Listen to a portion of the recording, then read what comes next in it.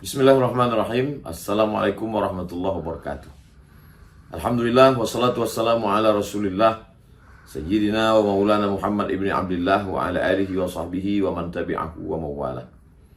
Allahumma salli ala Sayyidina Muhammad wa ala ali Sayyidina Muhammad. Assalamu alayka ya Rasulullah. Allahumma faqihna fid din wa 'allimna at-ta'wil warzuqna fahmal mursalin. Allahumma aftah lana futuhal arifin. Bang Alvin Firdaus beserta seluruh tim yang ada di Pontianak, tim yang ada di Pekanbaru, Riau, bapak-bapak, ibu-ibu, abang, kakak, adik, sahabat hijrah bersama Ustadz Abdul Somad. Mudah-mudahan selalu dalam keadaan sehat, zahir dan batin, diberikan Allah istiqomah iman dan Islam, kebaikan dunia akhirat. Amin ya rabbal alamin. Tema kita pada pertemuan kali ini adalah kunci bahagia. Pertama yang perlu kita pahami dulu, apa itu bahagia. Bahagia ini terkait dengan sesuatu yang tidak kelihatan, psikologis. Kalau masalah sakit jantung, diabetes, gula darah, darah tinggi, kita pergi ke dokter. Tapi kalau masalah yang terkait dengan psikologis, itu namanya ilmu nafs, ilmu pengetahuan, nafs jiwa. Maka ada psikolog yang tahu. Apa kata orang psikologi tentang bahagia?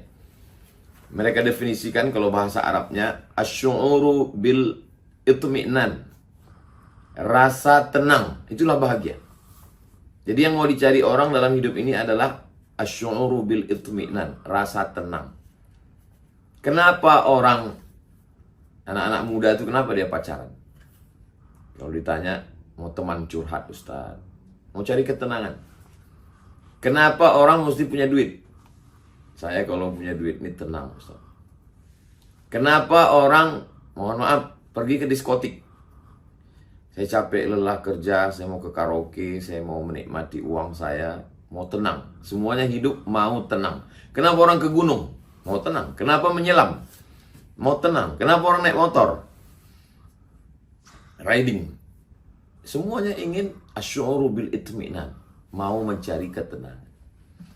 Nah, jadi lalu bagaimana dengan ajaran Islam? Apa itu bahagia?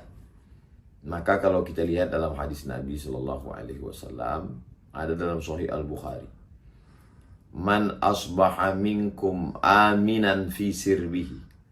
Siapa yang di awal harinya, paginya, bangun tidur, aminan fi sirbihi, jiwanya tenang.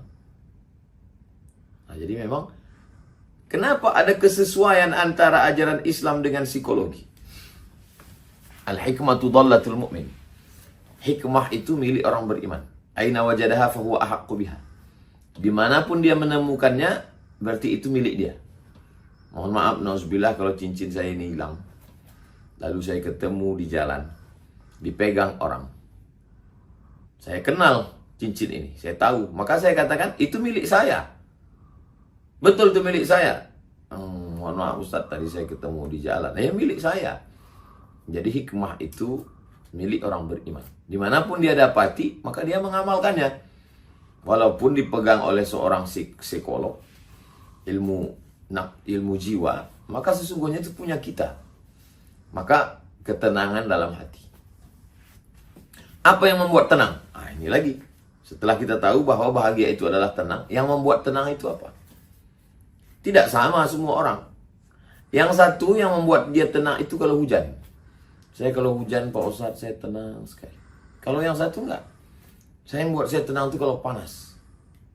Kenapa bisa berbeda?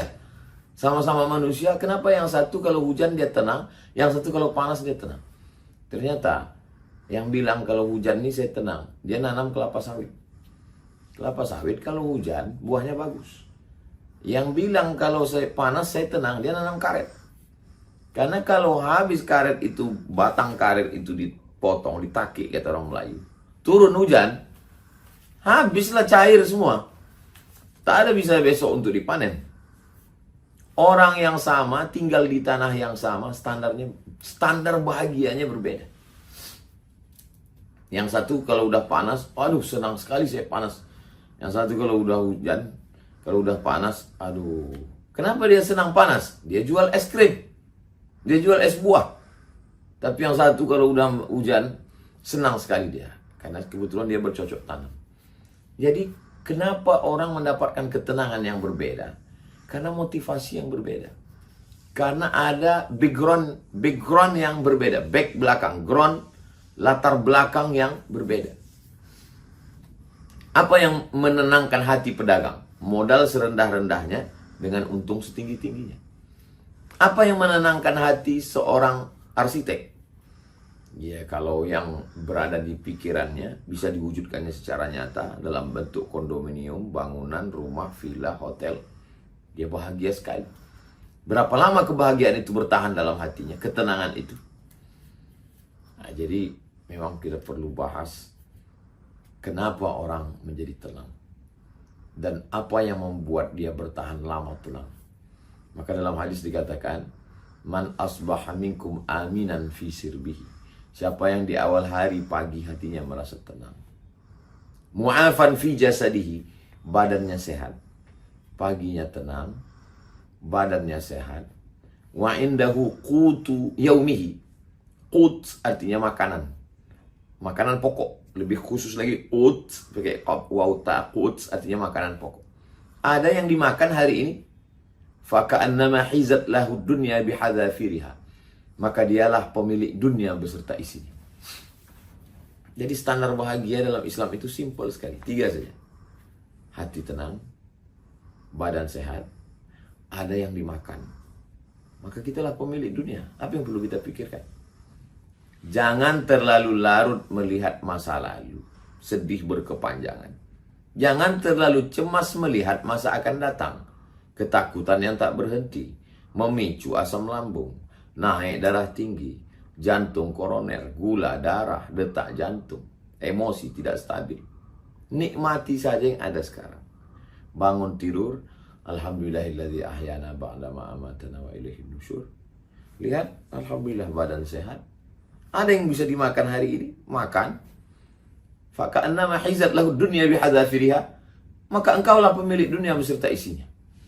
Berapa banyak orang kaya, jangankan bayar dokter spesialis, dokter pribadi, rumah sakit bisa dia beli, tapi kesehatan tak bisa dibeli. Kita bisa beli tempat tidur yang harganya 100 juta. Pergi ke mall nampak 100 juta. Orang-orang kaya tuh upil sama dia 100 juta. Tapi ada yang tidak bisa dibeli. Apa? Tidurnya nggak bisa dibeli. Tempat tidurnya bisa, tapi tidurnya tidak. Kebahagiaan adalah ketika kita bisa menikmati apa yang bisa kita nikmati sekarang. Tidak terlampau melihat masa lalu.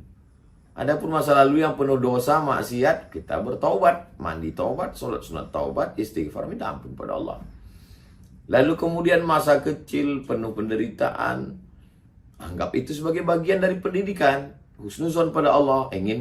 Allah ingin mental kita menjadi orang yang kuat, menjadi orang yang tegar, lebih berserah diri pada Allah, dekat kepada Allah.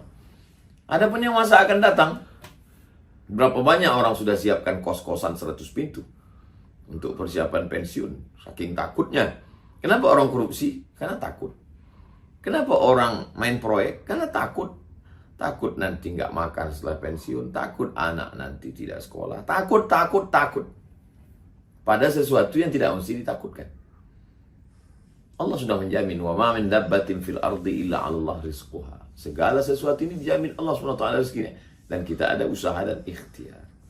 Anak-anak kita ini kita sadarkan saja bahwa kamu saya sekolahkan, dikasih modal secukupnya, dikasih mata kail pancing dengan batang pancing dengan tali pancing.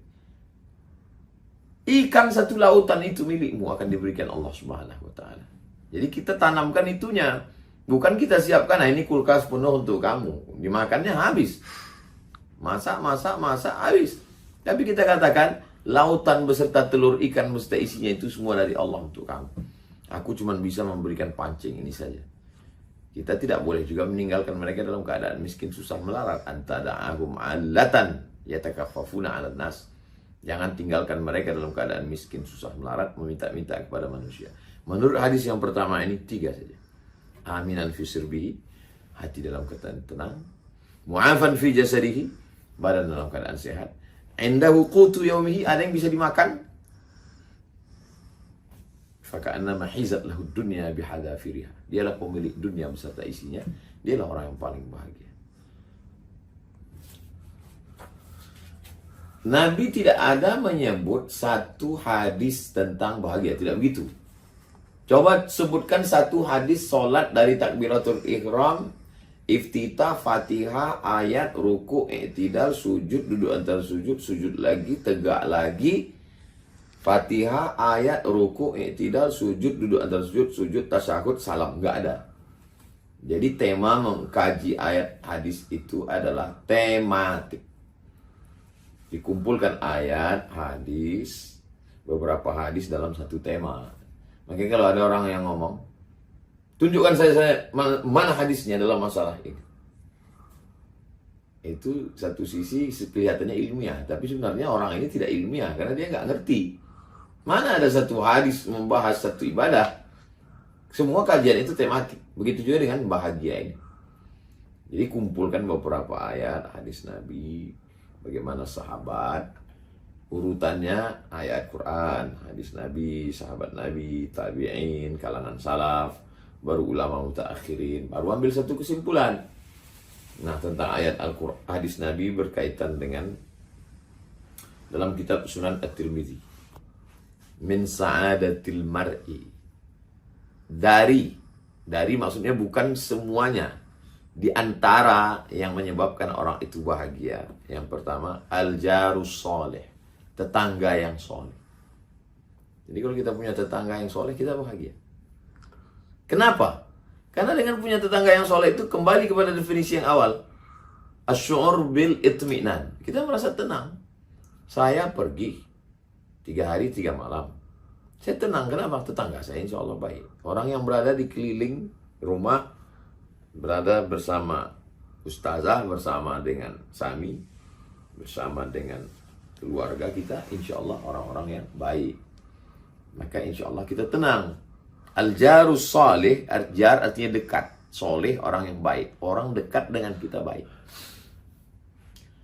Naudzubillahnya, orang yang paling dekat dengan kita tak baik, penuh dengan kecurigaan, ketakutan, kecemasan. Nggak terbayang itu gimana sulitnya itu.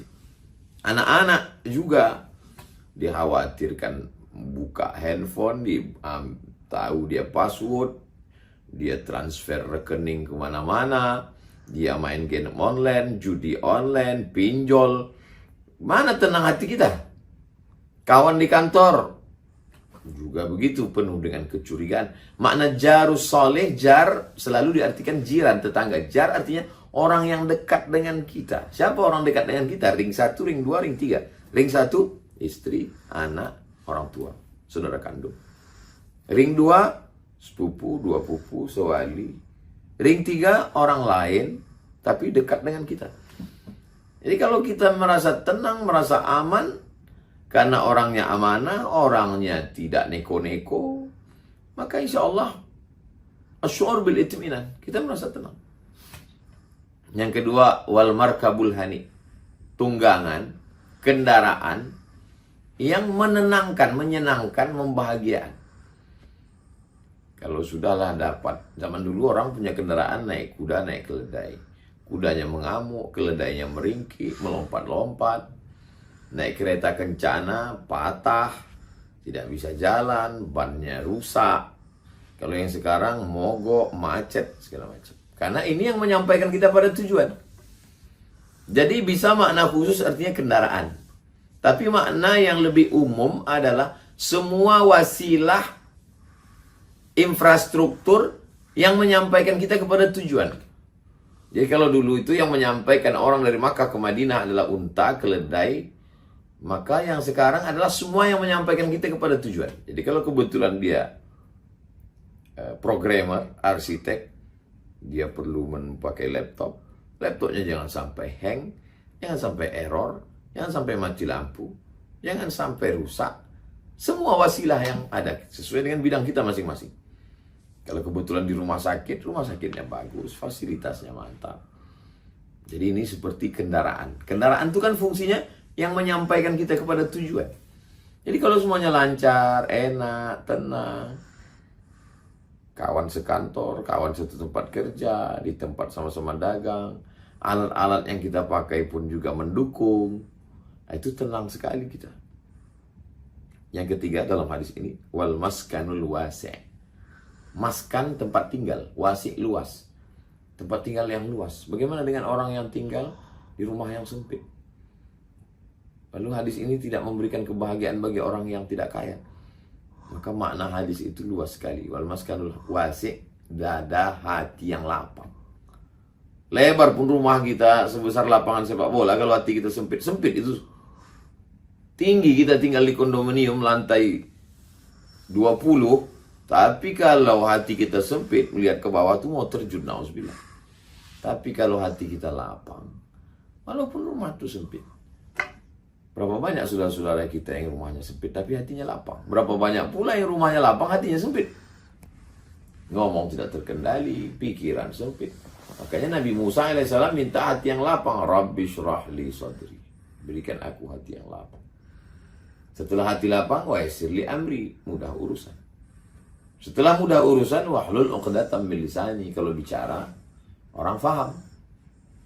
Yafqahu qawli, orang paham. Kenapa orang nggak paham? Karena ngomongnya nggak beraturan, tidak sistematis, nggak jelas, asbun. Kenapa ngomongnya tidak jelas? Karena urusannya sulit, jelimet, ribet, susah, payah. Kenapa urusannya sulit? Karena hatinya sempit. Makanya kata Allah kepada Nabi SAW, alam nashrah laka sadrak. Apakah belum kami lapangkan dadamu? Wa rafa'na laka dzikrak. Kami angkat bebanmu. Alladzi anqadha dhahrak. Yang selama ini membebani pundakmu. Kami angkat beban. Kalau ada kesulitan, kepayahan, fa inna ma'al usri yusra, inna ma'al usri yusra. Diulang 2 kali. Fa inna ma'al usri yusra. Bersama kesulitan ada kemudahan, inna ma'al usri yusra. Bersama kesulitan ada kemudahan. Kenapa diulang 2 kali? Penekanan makna li taukid. Jangan pernah berhenti pada satu aktivitas. Fa idza faraghta, kalau kau sudah selesai dari satu aktivitas, fansab, cari kerja yang baru. Buat aktivitas yang baru. Tapi jangan sombong, jangan aku. Jangan berkata saya. Jangan berkata ini hanya kerja-kerja kami. Wa ila rabbika farghab. Minta doa, mohon kepada Allah. La haula wa la quwata illa billah. Jadi kalau kita gabungkan antara 2 hadis ini, aminan fi sirbihi, paginya tenang. Mu'afan fi jasadihi, badan sehat. Indahu qutu yaumihi, ada yang dimakan. Gabungkan dengan hadis yang kedua. Apa dia? Al-jarus soleh, orang-orang yang dekat ini semuanya baik-baik. Satu grup baik-baik. Gak khawatir nanti tiba-tiba pulang buka grup WhatsApp habis cacimaki, bully semua. Baik-baik semua. Tetangga, sahabat, anggota keluarga. Wal markabul hani. Wasilah, jalan, sarana prasarana yang dipakai untuk mencapai tujuan ini semuanya lancar. Wal maskanul wasi', hati yang lapang. 6. Nah, kalau kita dapatkan kelapangan, kebaikan itu, insya Allah wasilah untuk menjadi hati menjadi tenang. Apakah dengan ini semua hati menjadi tenang? Belum tentu. Karena hati bukan punya kita. Hati punya Allah. Berapa banyak orang yang begitu dapat sesuatu yang baru, mobil baru, rumah baru, motor baru, jam baru, HP baru, senang, tenang. Tapi baru sampai 1 jam udah susah lagi. Nah, yang kita mau pertahankan ini bagaimana asy'ur bil itminan, rasa tenang itu berkepanjangan, berkesinambungan. Tidak terhenti dia. Itu yang mau kita inginkan. Dan ketenangannya ini adalah ketenangan yang datang dari Allah. Karena orang dengar lagu dangdut juga tenang. Orang pakai narkoba juga tenang, ngisap ganja juga tenang. Orang pakai sabu-sabu juga tenang. Orang yang sedang pesta ngelem pun tenang juga. Tapi apakah ketenangan itu? Bukan. Ketenangan yang dari mana? Ala bidzikrillah. Dengan banyak ingat pada Allah. Tatma'innul qulub. Dengan banyak ingat kepada Allah, hati menjadi tenang. Itu yang ke-7. Saya justru menggunakan, mestinya ini di awal ayat Quran ini. Ala bidzikrillahi tatma'innul qulub. Dengan banyak ingat Allah, hati menjadi tenang. Tapi saya urutkan justru yang ke-7, pamungkasnya. Kenapa? Karena semua yang 6 tadi adalah penyebab tenang. Tapi puncak ketenangan itu datang dari mana? Ini hanya sebabnya saja. Kenapa orang tenang? Karena ada makan. Kenapa ada tenang? Karena kendaraannya lancar. Kenapa dia tenang?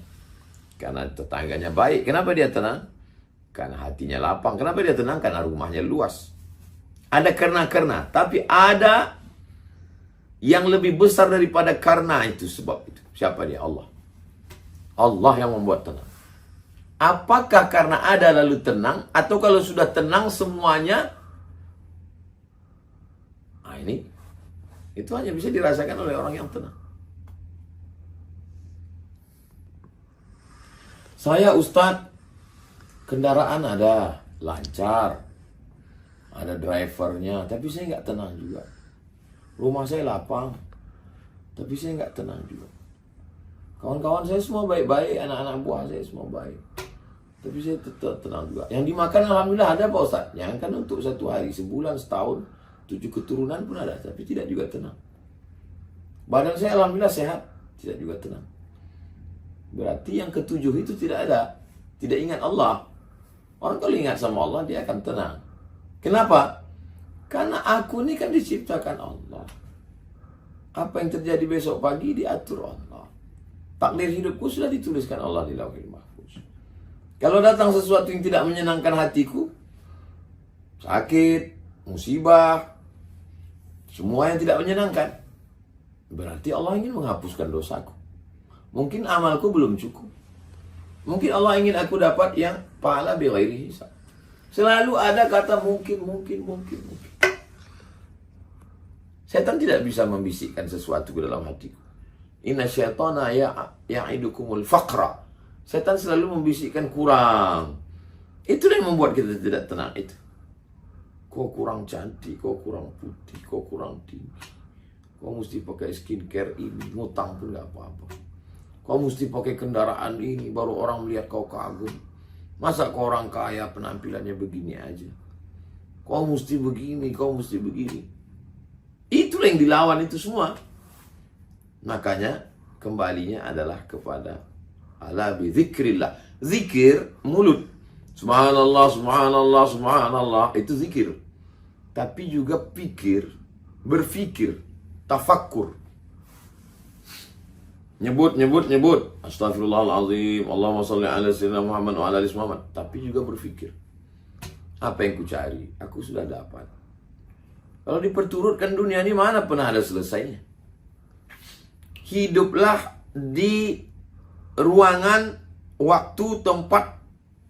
Allah ciptakan dua. Satu ruang, satu waktu. Di ruang yang kita sedang ada, di waktu yang kita sedang ada, nikmatilah itu. Jangan mundur ke masa lalu, jangan terbang ke masa depan. Kalau kata orang Minangkabau, siku capang, siku cape, siku tabang, siku lape. Yang lalu sudah lewat, yang akan datang belum jelas. Yang sekarang ini hanya nikmati. Kita selalu menikmat mata kita. La tamuddanna ainaika ila ma matta'na bihi. Jangan kau ulurkan biji matamu ke orang yang kami berikan menurut engkau nikmat. Padahal dia sendiri pun belum tentu nikmat bagi dia.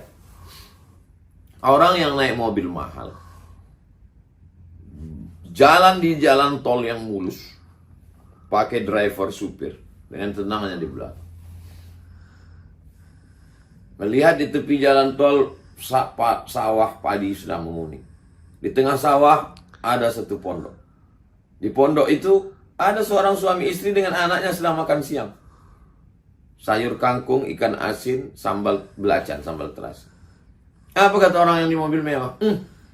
Bahagianya mereka bisa makan siang bersama. Saya di sini, istri saya di sana, anak saya di sana. Saya tidak bahagia, kata dia.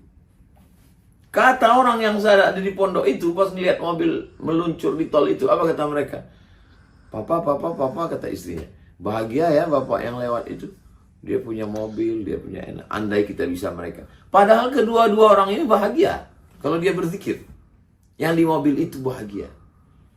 Anakmu yang sedang jauh itu, kau selalu bisikkan, video call, telepon dia. Kau belajar yang baik di sana ya. Istrinya mencari nafkah. Nanti kan ada waktu juga bertemu. Nikmati apa yang sedang kau beri. Allah beri sedang sekarang. Allah beri kau dua. Pertama, Allah beri kau ruang, Allah beri kau waktu. Allah ingin memakai engkau duduk di situ. Pakailah nikmat itu. Dan yang sedang di pondok itu juga bahagia. Kalau mereka berzikir. Allah SWT, kalau dilebihkannya rezekimu lebih daripada ini, boleh jadi kau tak sholat lagi. Setelah usaha dan ikhtiar. Jangan ini melegitimasi kemalasan kita. Jadi kita semua bahagia sesuai dengan saya bahagia. Saya dengan segala kekurangan saya katakan bahwa saya bahagia. Saya bahagia mengajar, saya bahagia bisa bersama dengan Bang Alvin Firdaus, dengan tim UAS. Bisa memberikan apa yang saya beri. Yang saya tak punya, saya tak bisa beri. Saya tak bisa kasih duit, saya tak bisa kasih harta. Saya bahagia dengan santri-santri. Dengan segala kekurangan saya tidak bisa full di pondok. Tapi saya bahagia. Saya sempat luangkan waktu untuk duduk membacakan Jalalain. Saya bahagia di setiap Rabu subuh saya bisa duduk dengan jamaah. Apa yang ada ruang waktu kita sekarang, kita nikmati. Ada satu ungkapan. Man as'adun nas. Dalnya baris dhamma. Man as'adun nas. Siapakah orang yang paling bahagia? Man as'adun nasi. Siapa orang yang paling bahagia? Tulisannya sama. Man as'adan nas. Orang yang membahagiakan orang lain. Itulah orang paling bahagia. Orang yang membahagiakan orang lain. Itulah orang yang paling bahagia. Dulu, bagaimana rasa bahagia itu berubah.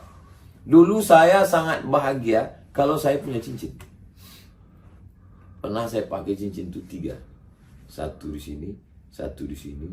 Sini batunya ruby, sini batunya zamrud, sini batunya kecubung. Bahagia sekali saya. Lama-lama saya bosan, saya jenuh. Lalu yang membuat saya bahagia adalah ketika menyimpannya. Menyimpannya di dalam kotak, pas membuka itu bahagia sekali saya. Berubah kebahagiaan itu dari memasang menjadi melihat. Puncaknya, saya dapat batu dari Kalimantan. Ada jamaah yang ngasih. Saya ikatkan di Surabaya. Saya bagi. Saat memberi dan orang itu memakai, disitulah saya sangat bahagia. Ternyata rasa bahagia itu juga. Baru kita paham, baru saya paham. Oh, ini arti buku dulu yang pernah saya dikasih orang. The Miracle of Giving. Keajaiban memberi. Awalnya indah bahagia itu waktu makan. Waktu sedang makan tuh bahagia, tenang sekali hati kita. Tapi kemudian pada tahap berikutnya adalah bahagia itu waktu dikasih orang makan. Dulu waktu di pondok, pas menyambut Ramadan, makan di rumah ini nanti, itu bahagia sekali. Puncaknya ternyata bukan itu. Puncaknya adalah ketika kita bisa ngasih orang makan. Anak yatim, fakir miskin, anak pesantren, kawan-kawan, sahabat. Dan itu tidak bisa diceritakan. Itu yang disebut dengan asy'uru bil itmi'nan, merasa tenang. Ada ketenangan yang luar biasa. Makanya orang yang bakhil, orang yang pelit, heran dia. Apa yang dirasakan orang itu? Karena dia tidak sampai pada perasaan itu. Jadi kita mengamati perasaan kita, kita amati hati kita. Tapi kembali semuanya adalah kebahagiaan dari Allah Subhanahu wa taala. Simpulkan sendiri, ambil pelajaran, insyaallah. Saling mendoakan. Doakan supaya semua jamaah bahagia. Doakan supaya Ustaz Abdul Somad bahagia, anak-anak keluarga bahagia. Doakan supaya Ustaz Alvin Firdaus bahagia. Doakan semua kawan-kawan sahabat kita, tim yang ada di Riau, tim yang ada di Pontianak, guru-guru kita, sahabat kita semuanya bahagia. Pada saat itulah Allah kirimkan malaikat. Apa kata malaikat? Amin, kabulkan doa orang ini. Wala kamislu, kau dapat yang sama seperti yang engkau doakan untuk saudaramu. Di saat itulah kita bahagia. Ada judul buku Kimia Us-Sa'adah, kimia kebahagiaan. Ada serpihan-serpihan kebahagiaan yang sedang berterbangan. Dan ketika dia hinggap di hati kita, kita menjadi bahagia. Sekarang bagaimana supaya dia hinggap ke hati kita? Kalau kita nyalakan lampu, laron-laron akan datang. Begitu juga kalau ada tangan kita basah, maka begitu juga kalau kita pegang magnet, kita masukkan ke pasir, maka akan datang. Maka bagaimana kebahagiaan ini datang? dengan membahagiakan orang lain, dengan berzikir mengingat Allah, maka insya Allah Allah membuat kita bahagia. Mudah-mudahan Allah berikan semua kebaikan dunia akhirat, kita istiqomah, dan kunci-kuncinya kita sudah dapat, kita tinggal buka saja. Dan ketika sudah masuk kita ke dalam, kita merasakan kebahagiaan. Rasanya belum bahagia kalau belum bisa berbagi kebahagiaan. Kalau sudah bisa membaginya ke orang lain, ada orang-orang yang kalau kita duduk dekat dia, kita bahagia sekali. Nah, inilah kebahagiaan yang luar biasa. Mudah-mudahan pertemuan kita, setiap ada pertemuan kita sedang bahagia. Tak sabar kita ingin bertemu, berjumpa. Karena perjumpaan itu sendiri pun belum ada apa-apa, kita udah bahagia. Barakallahu fikum. Sukses selalu di akhir majelis. Mari kita sama berdoa. A'udzubillahi minasyaitonirrajim. Bismillahirrahmanirrahim. Alhamdulillahirabbil alamin. Arrahmanirrahim. Maliki yaumiddin. Iyyaka na'budu wa iyyaka nasta'in. Shiratal mustaqim. Shiratal ladzina an'amta 'alaihim ghairil maghdubi 'alaihim waladdallin. Amin. Allahumma shalli ala sayyidina Muhammad wa ala ali sayyidina Muhammad. Assalamualaikum ya Rasulullah. Allahumma ja'alna minas su'ada'il maqbulin. Jadikan kami orang yang berbahagia karena diterima di hadapanmu. Wala taj'alna minal ashqiya'il mardudin. Jangan jadikan kami orang yang sengsara karena tertolak dari hadapanmu ya Allah. Allahumma farrihna, bahagiakan hati kami. Allahumma ja'alna minal masrurin. Jadikan kami orang yang lapang hati. Wa ja'alna minas su'ada'. Jadikan kami orang-orang yang selalu senang. Wa ja'alna radina liqada'ik. Jadikan kami orang yang selalu tenang menerima takdirmu. Wa ja'alna muhsiniz zanni bik. Jadikan kami orang-orang yang selalu berprasangka baik terhadap segala takdir. Allahumma syrah sudurana, lapangkan hati kami. Wamla' qulubana bil hikmati wal iman. Penuhkan dia dengan hikmah dan iman. Wa ja'alna mutmainna bi dzikrik. Jadikan kami orang-orang yang tenang dengan berzikirmu, yang bertafakkur, merenungkan segala rahasia di balik hikmah perbuatanmu untuk diri kami. Wafiqna lima tuhibbuhu wa tardah. Tanamkan dalam hati kami taufikmu sehingga kami sesuai beramal dengan amal yang engkau cintai dan engkau ridhai. La tada'lana dzamban illa ghafarta. Ampunkan dosa kami. Wala dainan illa qadaita. Tutupi aib cacat kami. Wala musafiran illa wasaltah. Yang musafir sampaikan ke tujuan. Wala maridan illa syafaitah. Yang sakit sembuhkan, sehatkan ya Allah. Wala hajatan min hawaijid dunya wal akhirati laka ridha wala nafiha salah. Segala hajat dunia, hajat akhirat engkau ridha dan baik bagi kami. Illa qadaita wa yasartaha. Maka tunaikanlah dan mudahkanlah ya Allah. Rabbana fil lana dzunubana wa liwalidayna warhamhuma kama rabbayana shaghira. Wa sallallahu ala sayyidina Muhammad wa ala alihi wasallam. Walhamdulillahirabbil alamin. Taqabbalallahu minna minkum shalihal a'mal. Terima kasih untuk Bang Alvin Firdaus beserta seluruh tim yang ada di Pontianak, tim yang ada di Riau, Bapak Ibu, abang kakek, abang kakak, adik, kakek, nenek, semuanya yang ada hijrah bersama Ustaz Abdul Somad. Berkah selalu, sukses. Assalamualaikum warahmatullahi wabarakatuh.